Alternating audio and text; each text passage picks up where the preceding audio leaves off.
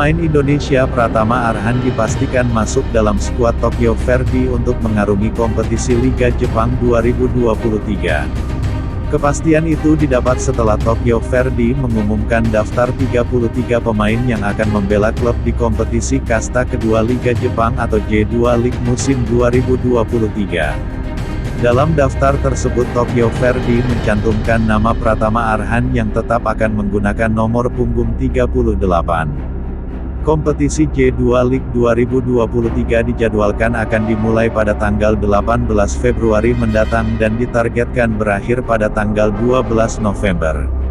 Pada pertandingan perdana Tokyo Verdy akan menjamu Suigen Kanazawa di Stadion Ajinomoto pada tanggal 18 Februari tahun 2023.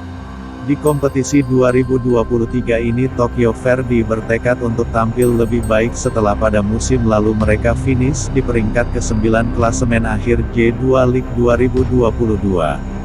Pada kompetisi musim lalu Arhan hanya tampil satu pertandingan selama 46 menit di J2 League 2022. Arhan mendapatkan kontrak bersama Tokyo Verdy selama 2 tahun sejak Maret tahun 2022 hingga 2024 mendatang.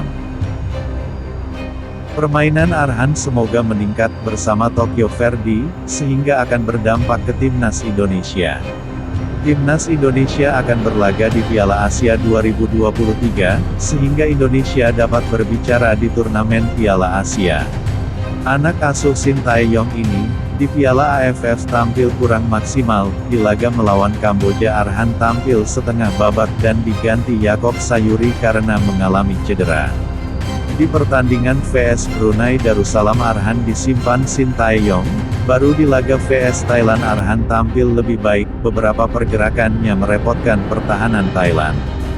Di laga semifinal vs Vietnam leg pertama Arhan tampil di GBK lemparan ke dalam bak tendangan penjuru membuat pemain Vietnam khawatir namun sayang di leg kedua timnas kandas 2-0 dan gagal melangkah ke final.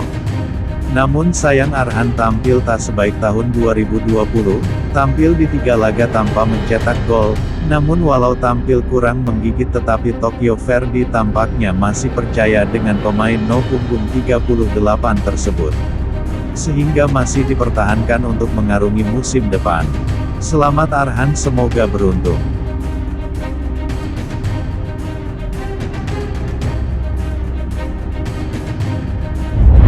Bersama pelatih Alfredo Vera, prestasi terbaik Fandri adalah sukses membawa Bajul Ijo promosi ke Liga 1 pada tahun 2017 lalu. Sebelum mendatangkan Fandri Imbiri, Persita telah mencoret 3 pemain lokal. Itu merupakan hasil evaluasi tim pelatih dan manajemen. 3 pemain tersebut adalah bek asal Papua Domingus Fakdawer, 33 tahun, serta Israel Wamiau, 28 tahun, dan striker naturalisasi Osas Saha 36 tahun.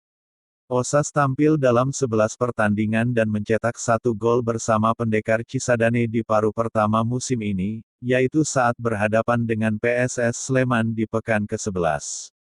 Sementara itu, Israel sempat menjadi pemain pengganti di 1 pertandingan, kala Persita menghadapi Persis Solo di Stadion Manahan di pekan ke-4 musim ini dan bermain di Piala Presiden 2022.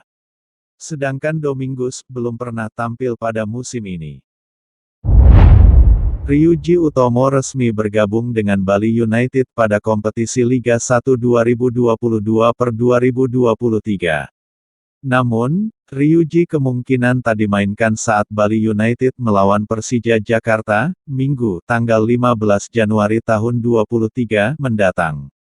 Bali United benar-benar ganas pada bursa transfer tengah musim. Setelah memperkenalkan Wellington Carvalho, Sandi Sute dan Gary Mandagi, mereka masih sempat mempermanenkan Ryuji Utomo. Ryuji Utomo diikat kontrak setelah resmi berpisah dengan Persija Jakarta. Ini jadi keputusan besar bagi Ryuji karena sudah 6 tahun jadi bagian tim Macan Kemayoran. Kehadiran Ryuji menambah kuat sektor bek tengah yang sudah dipenuhi pemain lokal berkualitas, seperti Leonard Tupamahu, Haudi Abdillah hingga Jajang Mulyana. Chief Executive Officer CEO, Bali United, Yabes Tanuri, mengatakan Ryuji Utomo didatangkan untuk menghadapi kompetisi yang jalan dengan jadwal padat.